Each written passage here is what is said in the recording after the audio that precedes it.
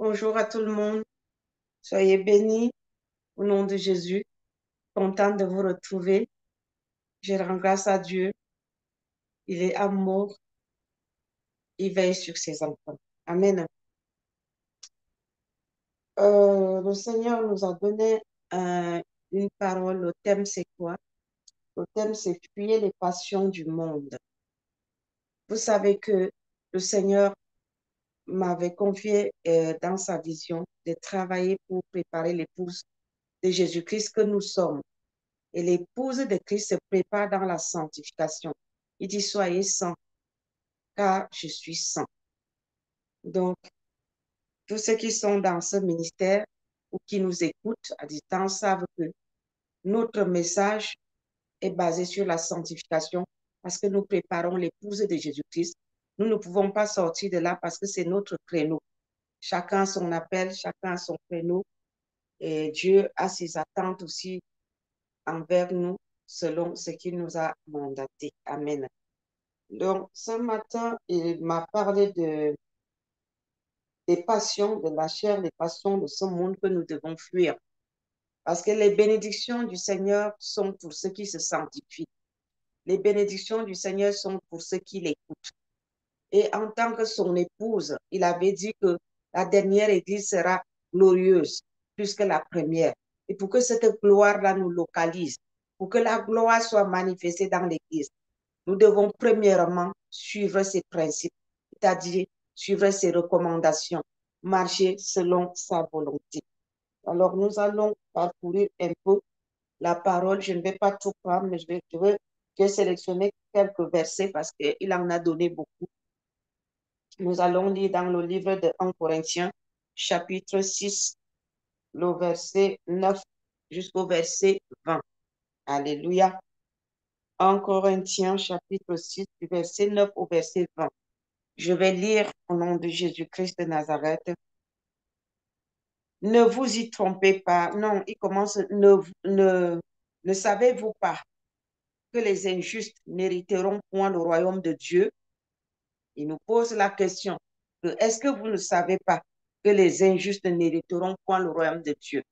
C'est comme un rappel que n'oubliez pas, pendant que vous vivez votre vie, mais sachez une chose, les injustes n'hériteront point le royaume de Dieu. Ne vous y trompez pas, ni les débauchés, ni les idolâtres, ni les adultères, ni les efféminés, ni les homosexuels, ni les voleurs, ni les cupides, ni les ivrognes, ni les outrageux, ni les ravisseurs n'hériteront le royaume de Dieu. Et c'est là ce que vous étiez quelques-uns d'entre vous. Mais vous avez été lavés, mais vous avez été sanctifiés, mais vous avez été justifiés au nom du Seigneur Jésus-Christ et par l'Esprit de notre Dieu. Il dit au verset, je reprends le verset 9. Ne savez-vous pas que les injustes n'hériteront point le royaume de Dieu? Ne vous y trompez pas, ni les débauchés, ni les idolâtres, ni les adultères, ni les efféminés, ni les homosexuels, ni les voleurs, ni les cupides, ni les ivrognes, ni les outrageux, ni les ravisseurs n'hériteront le royaume de Dieu. Et c'est là ce que vous étiez quelques-uns d'entre vous. Mais vous avez été lavés. Nous avons été lavés par le sang de Jésus-Christ. Mais vous avez été justifiés. Nous avons été justifiés par la mort de Jésus-Christ à la croix et par l'Esprit de notre Dieu. C'est ça qui nous donne accès devant le trône de grâce, la justice du sang de Jésus. Il nous rappelle le prix que Jésus a payé. Verset 12. Tout m'est permis, mais tout n'est pas utile. Tout m'est permis, mais je ne me laisserai pas asservir par quoi que ce soit. Ça veut dire, nous avons le libre choix de faire tout ce que nous désirons. Mais est-ce que tout cela est nécessaire? Dieu nous laisse libres. Voilà pourquoi nous n'obligeons à personne de faire quoi que ce soit. Dieu lui-même nous laisse libres. Mais nous avons le choix. Il dit quelque part dans sa parole que je mets devant vous la vie et la mort, le bien et le mal. Il dit choisis le bien, choisis la vie. Il donne un conseil, mais il n'impose pas. Les aliments sont pour le ventre et le ventre pour les aliments. Et Dieu détruira l'un comme l'autre. Mais le corps n'est pas pour la débauche. Il est pour le Seigneur et le Seigneur pour le corps. Et Dieu qui a ressuscité le Seigneur nous ressuscitera aussi par sa puissance. Ne savez-vous pas que vos corps sont des membres de Christ? Prendrai-je donc les membres de Christ pour en faire les membres d'une prostituée? Loin de là. Ne savez-vous pas que celui qui s'attache à la prostituée est un seul corps avec elle? Quand on parle ici de prostituées, ce n'est pas seulement les prostituées que nous connaissons qui se tiennent au bord des rues. Il y a la prostitution physique, il y a la prostitution spirituelle. On peut être prostitué spirituellement. C'est-à-dire quoi? Nous sommes mariés à Jésus-Christ. Nous laissons les choses saines et nous nous abreuvons aux choses abominables. C'est de la prostitution. Après, et lorsque nous nous abreuvons aux choses abominables, ça veut dire que nous allons adorer d'autres dieux en pratiquant les choses que eux ils font là-bas dans leur monde. Ça s'appelle la prostitution. La prostituée, c'est pas seulement, oui, il y a celle qui se tient au bord des rues ou qui va avec tout le monde, c'est vrai. Dieu n'aime pas non plus. Mais il y a la prostitution spirituelle qui est plus grave encore. La Bible nous dit quelque part qu'on ne peut pas manger sur la table du Seigneur et aller manger encore sur la table des démons. Il y a plusieurs manières de manger sur la table des démons. Il y a plusieurs manières de vivre l'adultère spirituel. S'abreuver à des choses, à des sources qui ne sont pas pures. C'est de la prostitution. Et lorsqu'on s'associe à de telles choses, on devient un avec le diable. La Bible dit, je continue, car est-il dit, les deux deviendront une seule chair. Donc, lorsqu'on s'associe à des choses abominables, nous devenons une seule chair avec ces choses-là. Tout comme la prostituée physique qui s'associe à un homme ou à une femme. Parce qu'il n'y a pas que les prostituées femmes. Les hommes aussi se prostituent. Mais celui qui s'attache au Seigneur est avec lui un seul esprit. Si nous décidons de nous attacher au Seigneur, eh bien, nous ferons aussi un seul esprit parce que lui, il est esprit, il n'est pas chair. Verset 18, le Seigneur nous dit, fuyez la débauche, quelques autres péchés qu'un homme commette. Ce péché est hors du corps. Mais celui qui se livre à la débauche pêche contre son propre corps. Et nous pouvons aussi le voir.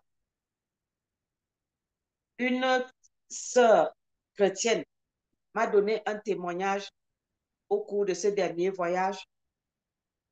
Elle me dit, heureusement que je vis dans la sanctification.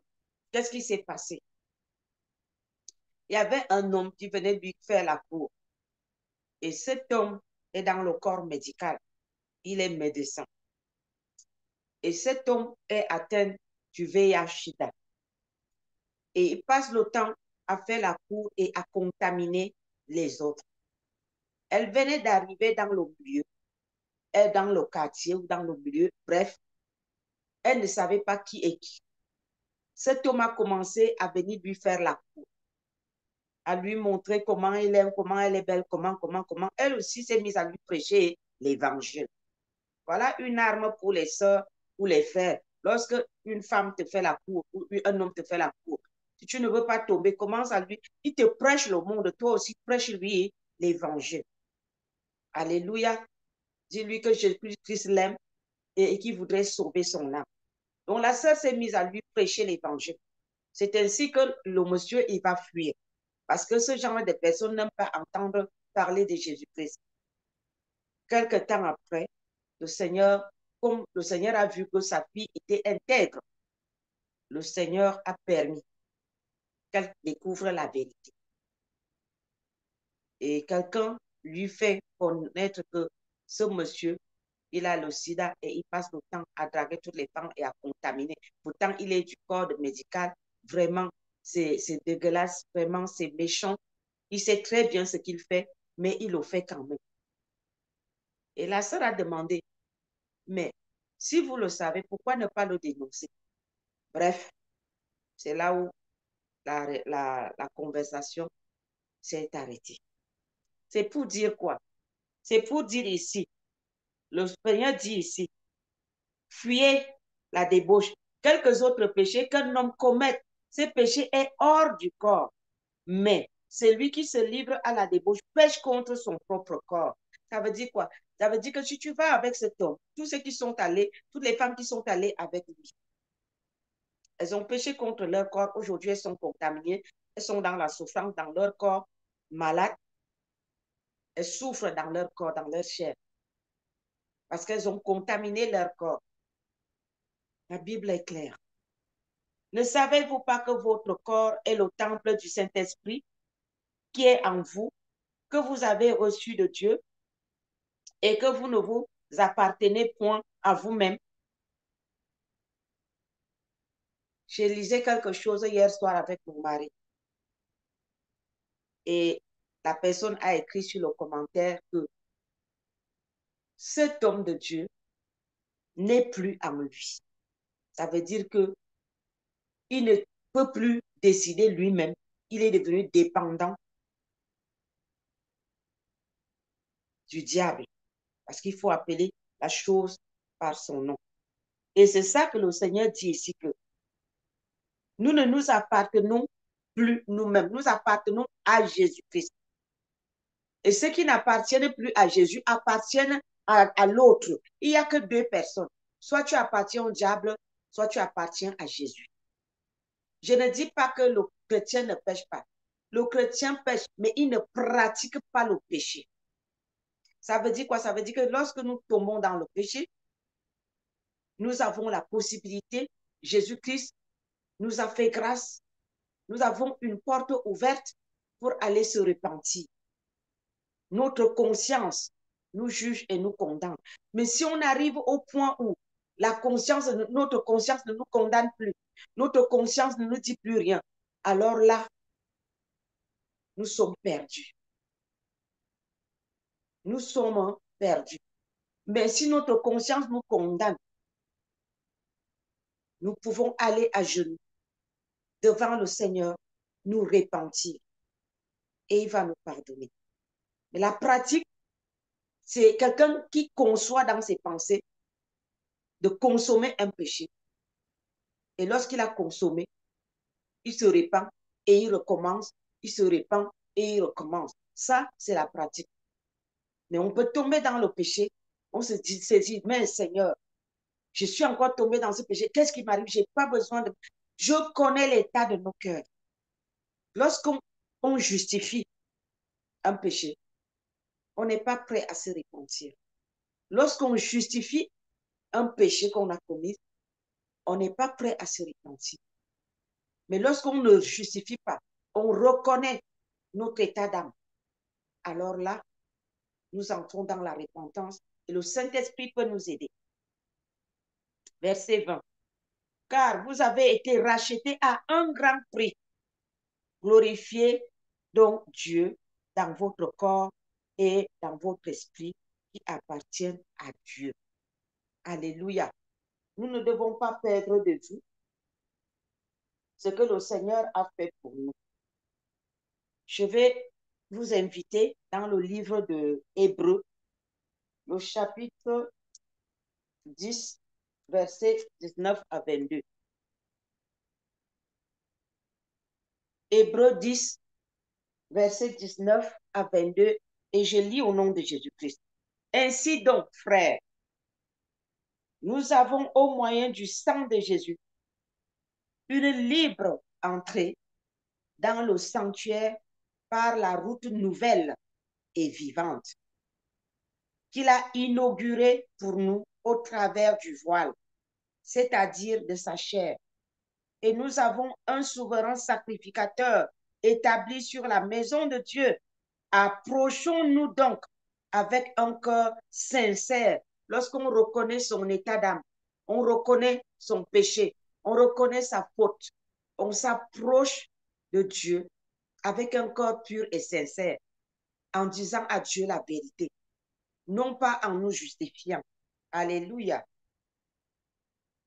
Approchons-nous donc avec un cœur sincère dans la plénitude de la foi, les cœurs purifiés d'une mauvaise conscience et le corps lavé d'une eau pure. Retenons fermement la profession de notre espérance, car celui qui a fait la promesse est fidèle. Le Seigneur dit dans sa parole, si tu reconnais que tu as péché, il est bon et miséricordieux pour nous les pardonner. Amen. Donc, il faut mieux déjà reconnaître. Si nous reconnaissons, lui, il est bon et miséricordieux pour nous pardonner tout péché. Il dit, veillons les uns sur les autres pour nous exciter à l'amour et aux bonnes œuvres. N'abandonnons pas notre assemblée comme c'est la coutume de quelques-uns, mais exhortons-nous réciproquement, et cela d'autant plus que vous voyez s'approcher le jour. Car si nous péchons volontairement, après avoir reçu la connaissance de la vérité, il ne reste plus de sacrifice pour les péchés, mais une attente terrible du jugement et l'ardeur d'un feu qui dévore les rebelles. Le rebelle, c'est celui qui sait ce qu'il fait, mais il le fait quand même en se justifiant, en donnant des raisons. Tu insistes, pourtant tu sais que c'est mauvais et tu te justifies. Tu condamnes même ceux qui essayent de t'amener à la raison. Tu entres en guerre avec eux. Là, je te considère comme étant rebelle. Mon frère, ma soeur, ne soyons pas des rebelles dans la maison de Dieu. Nous risquons de payer le prix cher. Dieu ne veut pas la mort de celui qui commet le péché, mais il voudrait sa repentance. Marchons avec des cœurs sincères et purs dans la repentance. Le Saint-Esprit nous aidera si nous avons la volonté et si nous ne sommes pas rebelles. Nous allons dans le livre de Colossiens, chapitre 3, versets 1 à 17. Colossiens, chapitre 3, verset 1 jusqu'au verset 17. Et je veux lire au nom de Jésus-Christ. Le Seigneur nous montre la conduite à tenir. Et nul ne peut tenir sans la volonté, sans l'aide du Saint-Esprit, mais il faut avoir la volonté. Saint-Esprit ne peut pas nous aider si nous ne le désirons pas. Il répond à la faim, il répond à la soif. Colossiens chapitre 3, à partir du verset 1, je lis au nom de Jésus-Christ. Si donc vous êtes ressuscités avec Christ, cherchez les choses d'en haut, où Christ est assis à la droite de Dieu. Attachez-vous aux choses d'en haut et non à celles qui sont sur la terre, car vous êtes morts et votre vie est cachée avec Christ en Dieu. Quand Christ, votre vie, paraîtra, alors vous paraîtrez aussi avec lui dans la gloire. Dans la gloire, il y a une promesse. Nous ne nous sanctifions pas en vain. Nous ne recherchons pas la face de l'Éternel. Nous ne payons pas le prix en vain. Il y a une promesse attachée. J'ai l'habitude de dire que Dieu est un businessman. Il ne nous dribble pas. Tu payes le prix, le Seigneur, il t'élève. Tu payes le prix, le Seigneur prend ta cause en main. Je me rappelle au début de cette année où le Seigneur nous a dit que cette année est une année d'accomplissement. Moi, je vois beaucoup de choses en train de s'accomplir dans ma vie.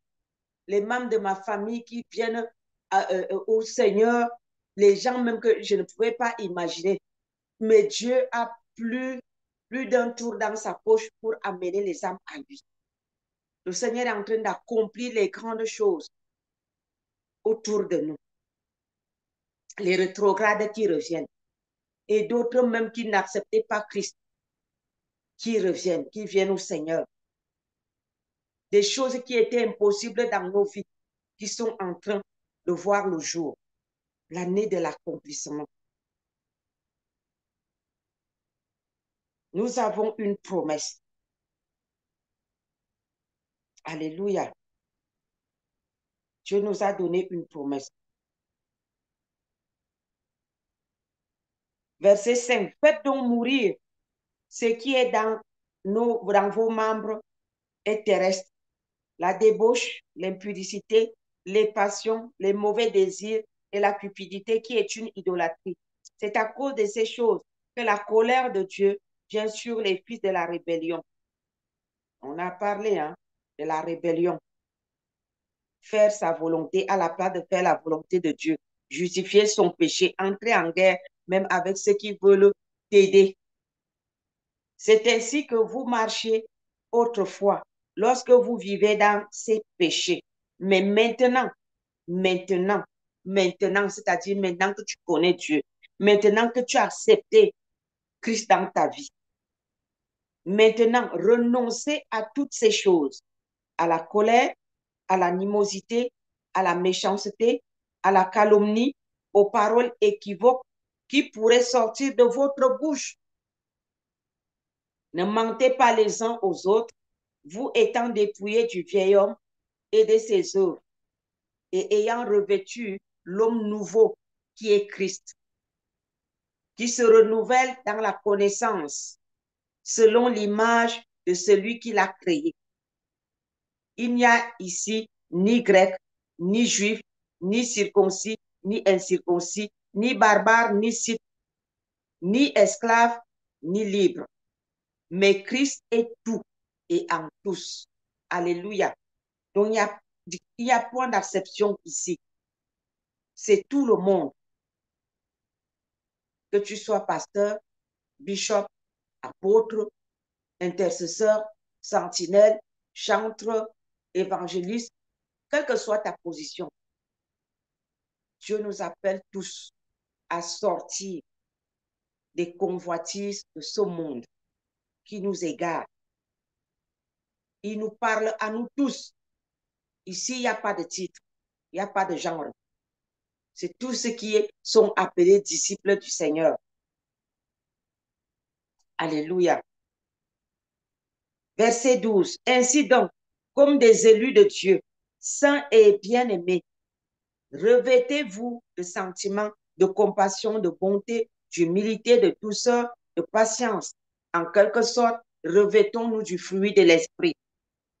Supportez-vous les uns les autres, et si l'un a sujet de se plaindre de l'autre, pardonnez-vous réciproquement. Je m'arrête là. Toujours au cours de ce voyage, le Seigneur m'a fait découvrir beaucoup de choses.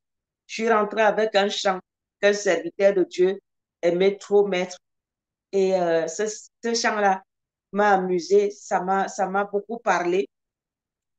Ici, il dit, supportez-vous les uns les autres, et si l'un a sujet de se plaindre de l'autre, pardonnez-vous réciproquement. De même que Christ vous a pardonné, pardonnez-vous aussi. Dans cette chanson-là, le chanteur qui a chanté, il dit que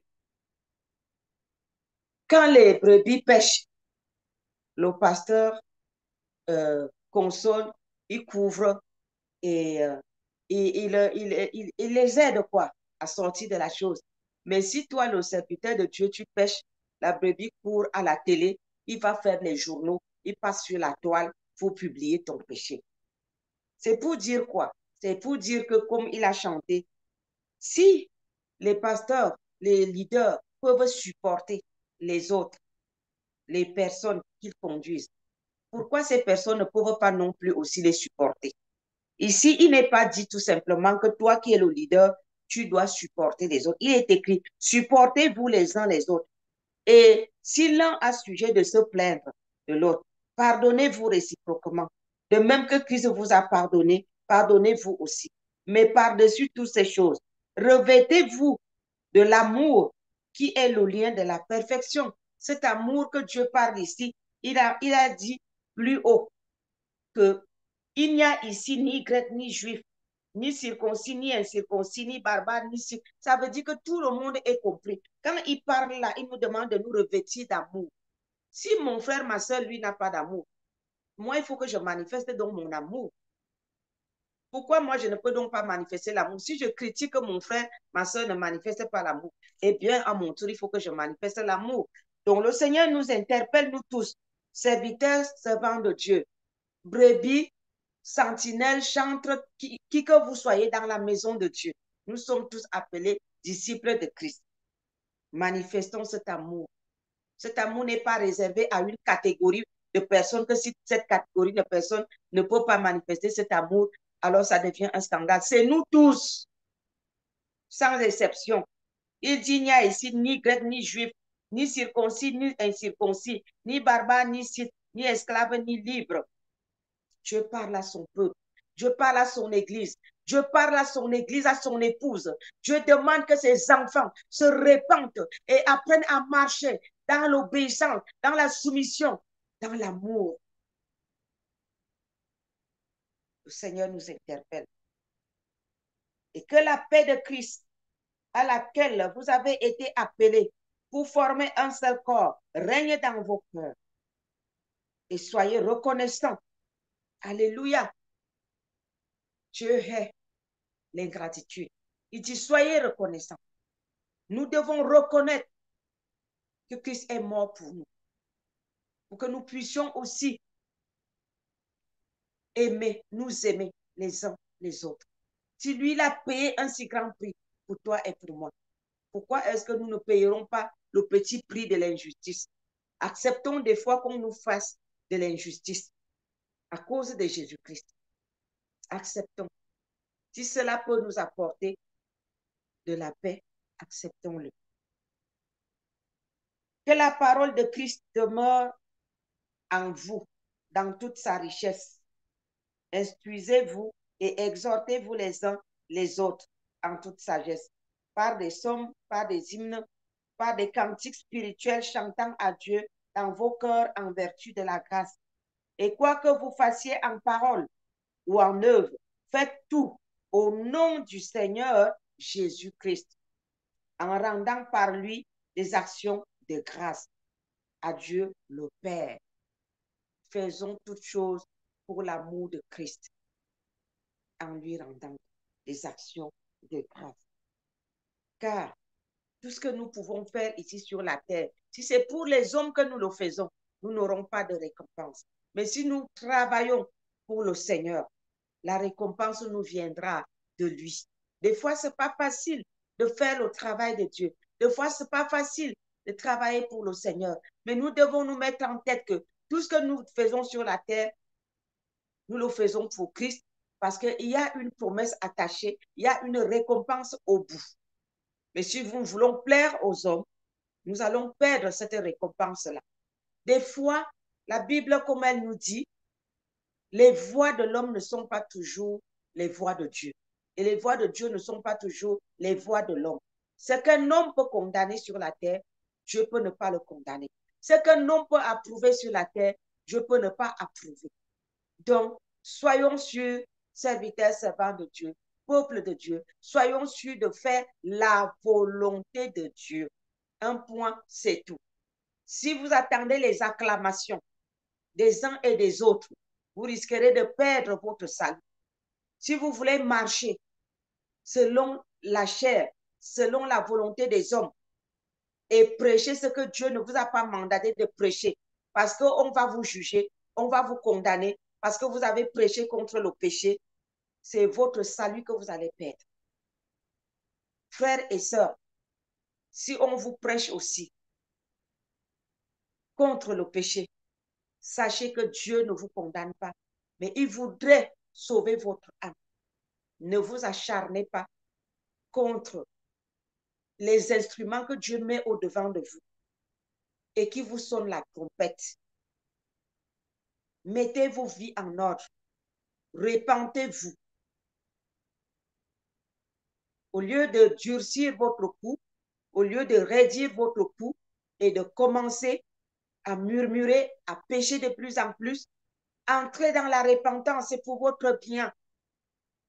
Christ revient bientôt. Ce n'est pas de la blague. Le Seigneur est à la porte. Mettons nos vies en ordre. Cessons de marchander, de murmurer, de nous opposer à la vérité. Remettons nos vies en cause. Mettons nos vies en ordre. Le message de la sanctification est un message de l'heure. Nous sommes arrivés où Apocalypse dit, vous voulez pécher, péchez davantage. Vous voulez vous sanctifier, sanctifiez-vous davantage. Nous avons choisi, nous, l'Église de Jésus, de suivre Jésus-Christ. Suivons Jésus-Christ jusqu'au bout. Ne faisons plus un pied dedans, un pied dehors. Dieu va vomir les tièdes. C'est écrit dans l'Apocalypse que Dieu vomira les tièdes. Ne soyons plus les tièdes. Le Seigneur ne voudrait pas les tièdes dans sa maison. Choisissez un camp. Aujourd'hui, tu entends le son de la trompette de l'Éternel. Si tu considères que c'est une pauvre femme qui est en train de t'interpeller, tu vas te tromper. C'est la voix du Seigneur qui te parle à travers ma bouche. Sortez de la compromission.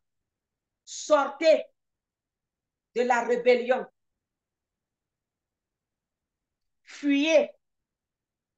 Fuyez les passions de ce monde. À bon entendeur, ça. Nous allons lire le livre de Jacques.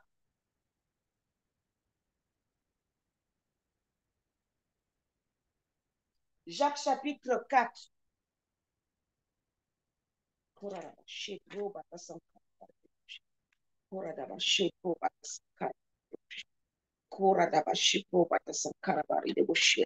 Rendore Yamamaka Shipo Sankara. Rindore Yamamaka Shipo Sankara. Kora Dabashebro Sankara de Boshe. Jacques chapitre 4, du verset 4 au verset 10. Je lis au nom de Jésus-Christ. Adultère que vous êtes, ne savez-vous pas que l'amour du monde est inimitié contre Dieu? Celui donc qui veut être ami du monde sera ennemi de Dieu. Croyez-vous que l'Écriture parle en vain? C'est avec jalousie que Dieu chérit l'Esprit qu'il a fait habiter en vous. Dieu a fait habiter son Saint-Esprit en nous et il chérit cet esprit-là. L'Esprit de Dieu habite en nous. L'Esprit de Dieu habite en toi, mon frère, ma soeur, serviteur, servant de Dieu. L'Esprit de Dieu habite en toi et Dieu chérit cet esprit qui habite en toi. Ne t'amuse plus à partir d'aujourd'hui avec l'Esprit de Dieu qui t'habite. Le jour que tu as donné ta vie à Jésus, Dieu a pris son esprit. Il a mis en toi. Tu es l'habitation de Christ par son Saint-Esprit. Il accorde au contraire une grâce plus excellente. C'est pourquoi l'Écriture dit, Dieu résiste aux orgueilleux, mais il fait grâce aux hommes. Dieu résiste aux orgueilleux. L'orgueilleux rédit son cours. L'orgueilleux, il est rebelle. Mais celui qui marche dans l'humilité reconnaît sa faute. Celui qui marche dans l'humilité se répand. Celui qui marche dans l'humilité écoute les conseils. Verset 7. Soumettez-vous donc à Dieu. Résistez au diable et il fuira loin de vous. Comment est-ce que nous devons résister au diable? En écoutant la voix de l'Esprit qui crie aujourd'hui, qui nous appelle à la repentance, qui nous demande de nous soumettre à la volonté de Dieu, qui est de marcher dans la sainteté, dans la sanctification, en fuyant les passions de ce monde. Ne les justifiez plus. Ne vous rebellez plus contre la parole de Dieu. C'est pour votre profit. Dieu ne vous force pas, moi non plus. Mais c'est un avertissement. Écoutez le son de la trompette de ce matin et mettez vos vies en ordre. Approchez-vous de Dieu et il s'approchera de vous. Nettoyez vos mains pécheurs, purifiez vos cœurs, hommes irrésolus. Sentez votre misère, soyez dans le deuil et dans les larmes. Que votre rire se change en deuil et votre joie en tristesse. Humiliez-vous devant le Seigneur et il vous élèvera. On s'humilie comment? Dans la repentance. Reconnaître son péché, le confesser, demander la force au Saint-Esprit de nous aider. Entrer dans les jeûnes personnels, dans la prière. Supplier Dieu dans le lieu secret. Dieu ne veut pas vous tuer. Il veut votre transformation. Acceptez la main que le Seigneur est en train de vous tendre. Sortez de la rébellion. Arrêtez de justifier vos péchés. Arrêtez de justifier votre position. Ce n'est pas la peine de se repentir. Vous vous faites du mal à vous-même. Or, Dieu ne vous fait pas du mal. Revenez à lui. Revenez à Dieu.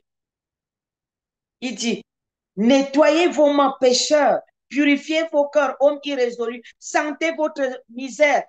Soyez dans l'odeur et dans les larmes. Nous devons nous repentir à genoux et en larmes, en reconnaissant sincèrement du fond de nos cœurs notre état d'âme. Le Seigneur va nous aider. Alléluia. Il dit au verset 11, ne parlez point mal les uns des autres, frères. Celui qui parle mal d'un frère ou qui juge son frère parle mal de la loi et juge la loi. Or, si tu juges la loi, tu n'es pas observateur de la loi, mais tu en es juge. Un seul est législateur et juge, c'est celui qui peut sauver et perdre. Mais toi, qui es-tu pour juger le prochain? Si quelqu'un t'interpelle, ne le juge pas, ne le critique pas.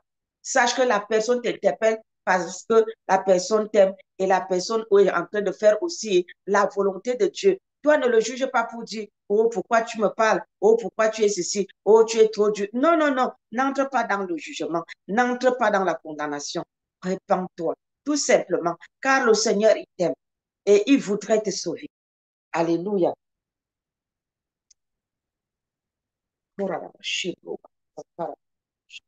Hébreux chapitre 10, verset 26 à 31. Alléluia. Hébreux 10, 26, 31 dit, car si nous péchons volontairement après avoir reçu la connaissance de la vérité, il ne reste plus de sacrifice pour les péchés, mais une attente terrible du Seigneur et l'ardeur d'un feu qui dévore les rebelles. Mon frère, ma soeur, je déclare que tu ne seras pas dévoré, mais que tu vas te repentir, que tu vas reconnaître ton péché pour ne pas être dévoré. Amen. Parce que Dieu ne veut pas notre mort.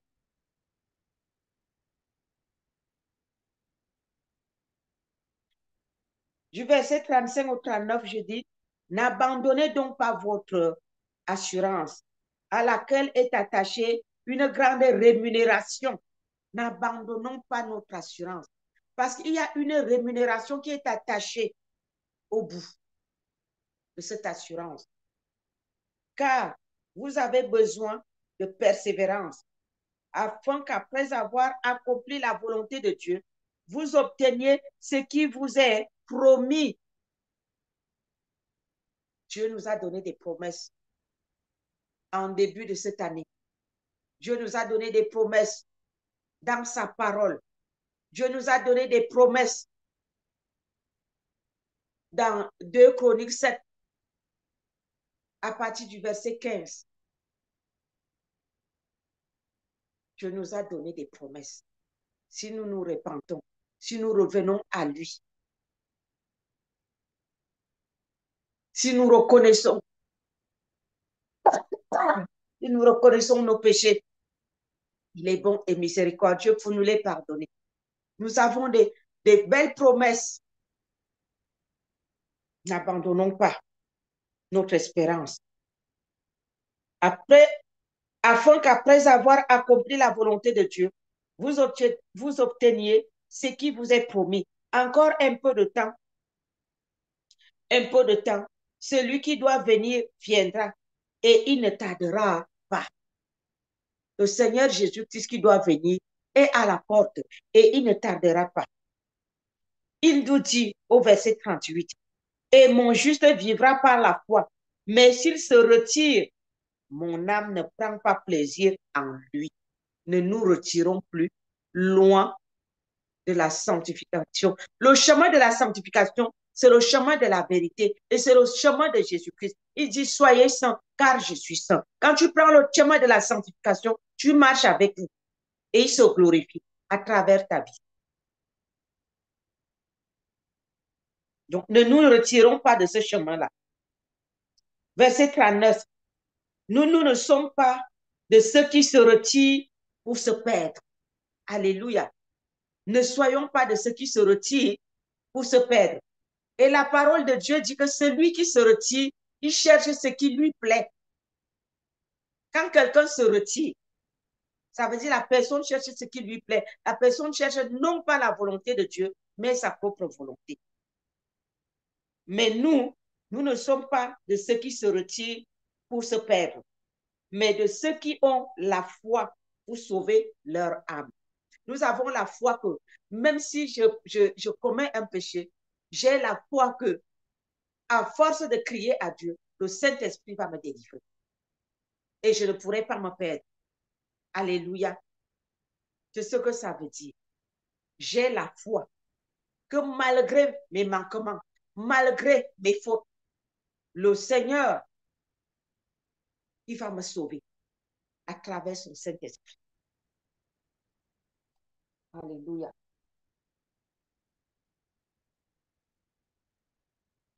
Mon frère, ma soeur, le chemin de la victoire n'est pas facile. Même dans ce monde, le monde nous montre que lorsque les militaires vont en guerre, beaucoup vont mourir. Mais ceux qui reviennent à leur retour à la fin de la guerre, ils sont couronnés de gloire. Ils sont couronnés de gloire. On les couronne de gloire. On ne peut pas devenir général dans une armée si on n'a pas combattu. Ce n'est pas facile, le chemin de la sanctification. Mais nous devons combattre le péché jusqu'à notre dernière énergie en disant non. Tu tombes, tu te relèves, tu dis Seigneur, je refuse. Je refuse de tomber. Même pendant que tu tombes, tu refuses, tu tombes, tu dis oui, je dis que je me lève, je ne veux pas tomber. Je regarde au cœur. Prenons la décision de marcher sur la bonne voie, sur la sainteté, le chemin de la sanctification, le chemin de l'obéissance, le chemin de la soumission à la parole de Dieu. Le Saint-Esprit va nous aider. Je n'ai pas là pour nous condamner. Moi non plus, je ne condamne personne, vu que je suis peut-être même pire que vous autres. Mais j'ai la volonté de sortir de ma situation, de sortir de mon péché pour marcher sur la voie droite. J'aimerais prier pour toi qui m'écoute aujourd'hui, mon frère, ma soeur, serviteur, servant de Dieu. Peut-être que tu résistais au péché. Peut-être que tu te querellais avec ton pasteur. Peut-être que tu te querellais avec tes collègues lorsqu'ils te reprenaient. Sache que lorsque quelqu'un te reprend, c'est parce que la personne t'aime. Jésus-Christ reprend celui qui l'aime. Dieu ne châtie pas les rebelles pour qu'ils marchent dans ses voies. Il dit qu'il demandera plus à ceux qu'il a donné plus. Si le Seigneur est exigeant envers toi, sache qu'il t'a aussi beaucoup donné. Mais si tu es dans la rébellion, même sa voix, tu n'entendras plus. Il ne te dira plus rien. Il va te laisser et tu vas continuer à entendre d'autres voix, croyant que c'est le Seigneur. Mais tel ne sera pas ton cas, toi qui m'écoutes aujourd'hui. J'ai la foi. J'ai la foi et l'espérance que pendant que je parle, pendant que le Saint-Esprit parle à travers ma bouche, ton cœur sera touché. Tu vas te repentir pour sortir de ta rébellion, de ta pratique de péché. Et le Saint-Esprit t'aidera. Et le Seigneur prendra plaisir en ta personne. Et lorsqu'il viendra chercher son épouse, tu entendras le son de la trompette qui sonnera pour ses époux. Je vais prier pour toi qui m'entends aujourd'hui. Éternel Dieu des armées, je prie, Père, dans le nom de Jésus, que tous ceux qui écoutent ce message, Père éternel, de repentance, de sanctification, Père éternel, où tu nous demandes de fuir les passions de ce monde. Seigneur, que tous Père éternel, mon Dieu, homme comme femme, serviteur comme servante, tous les brebis, les disciples, Père éternel, mon Dieu, leur cœur soit touché. Au nom de Jésus. Que le Saint-Esprit convainc les cœurs et que nous tous ensemble, nous entrons dans la repentance. Que chacun de nous reconnaisse, Père éternel, ses faiblesses devant toi, dans le lieu secret. Que nous reconnaissons nos péchés, nos manquements, Père éternel. Nous prions que le Saint-Esprit rende ministère dans les cœurs et que ton peuple se prépare, que ton église soit prête. Nous sommes ton église et nous voulons te ressembler, car tu es saint et tu voudrais que nous soyons saints. Saint-Esprit, touche les cœurs, brise les consciences raides, brise les coups raides, brise le cou des rebelles, que les cœurs se tournent vers toi. Au nom de Jésus-Christ. Amen.